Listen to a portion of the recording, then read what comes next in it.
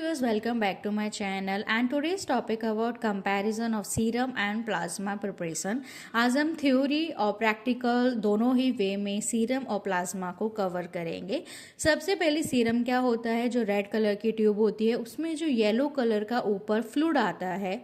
जब ब्लड हमारा नीचे क्लॉट हो जाता है और ऊपर जो भी हमको येलो कलर का दिखाई देता है वो होता है सीरम, और प्लाज्मा जो लिक्विड पोर्शन येलो कलर का हमें दिखाई देता है एंटीकोगुलेंट ट्यूब में, ईडीटीए की ट्यूब में, उसको हम प्लाज्मा कहते हैं। अब हम इसको और अच्छे से समझते हैं प्रैक्टिकल।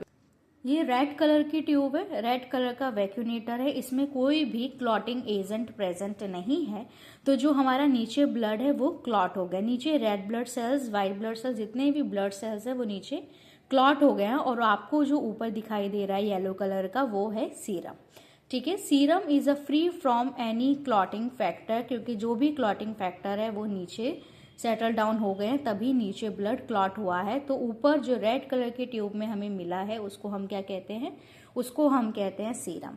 अब ये प्लाज्मा क्या होता है, ये भी रेड येलो कलर का ही होता है। ये आप देख सकते हो कि पर्पल कलर का वैक्यूनेटेड ट्यूब के अंदर, इसमें जो ऊपर हमें दिखाई दे रहा है येलो कलर का फ्लूइड, ये प्लाज्मा है।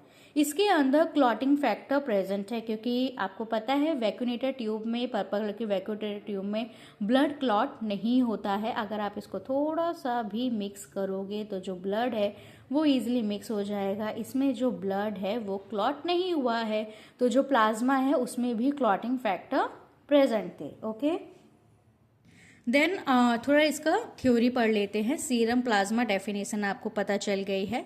कलेक्शन ट्यूब सीरम का होता है, प्लेन ट्यूब होता है, रेड कलर की ट्यूब होती है जिसमें कोई एंटीकोगुलेंट नहीं होता, जबकि जो प्लाज्मा होता है उसमें एंटीकोगुलेंट प्रेजेंट होता है, ईडीटीए या सोडियम सिट्रेट वाली वो ट्यूब होती है। सीरम में कोई भी क्लॉटिंग फैक्टर नहीं होता। यस, ब्लड इज नहीं, क्लॉटिंग फैक्टर नहीं होता है, और प्लाज्मा में क्लॉटिंग फैक्टर ये होता है। अब सीरम में पूछा गया है कि क्लॉटिंग रिक्वायर्ड, क्लॉटिंग ज़रूरत है। यस, पहले ब्लड को जब हम कलेक्ट करते हैं उसको पहले हमें क्लॉट करना पड़ता है, 10-15 मिनट रखे रखे वो क्लॉट हो जाता है, और उसके बाद हम उसको सेंट्रीफ्यूज कर देते हैं। जबकि प्लाज्मा में कोई भी क्योंकि उसमें क्लॉटिंग होती ही नहीं है, तो नो एंटीकोगुलेंट में प्रिवेंट क्लॉटिंग, उसमें क्लॉटिंग की ज़रूरत नहीं होती। सीरम और प्लाज्मा दोनों के लिए ही 1500 to 2000 RPM for 10 to 15 minute का टाइम होता है सेंट्रीफ्यूज मशीन में डालने के लिए। टाइम बिफोर, सेंट्रीफ्यूज से पहले का जो टाइम है आपको 15 से 30 मिनट रूम टेम्परेचर पे क्लॉट बनने के लिए सीरम को रखना पड़ता है, जबकि इसमें तो इमीडिएट सेंट्रीफ्यूज कर सकते हैं कलेक्शन करने के बाद। प्रेजेंस ऑफ क्लॉटिंग फैक्टर, जैसे मैंने आपको बताया कि सीरम के अंदर कोई भी क्लॉटिंग फैक्टर नहीं होता, जबकि प्लाज्मा के अंदर क्लॉटिंग फैक्टर होता है।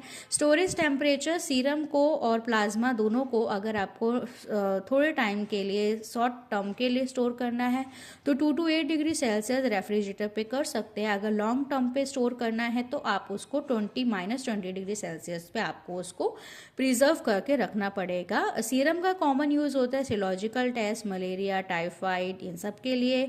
बायोकेमिकल ऐसे के लिए, हार्मोन के लेवल मेजरमेंट के लिए भी यूज होता है। जबकि जो प्लाज्मा यूज होता है वो पीटीटी, एपीटीटी, कोगुलेशन स्टडी और मॉलिक्यूलर टेस्टिंग के लिए यूज होता है। सीरम का जो एडवांटेज है वो ये है कि इसमें कोई क्लॉटिंग फैक्टर नहीं होता, तो इससे आप बहुत सारे बायोकेमिकल टेस्ट कर सकते हैं। और इसमें प्लाज्मा में क्लॉटिंग फैक्टर होते हैं जो यूजफुल होते हैं। Clotting coagulation factor, clotting factor से जो रिलेटेड टेस्ट होते हैं वो आप इससे परफॉर्म कर सकते हैं।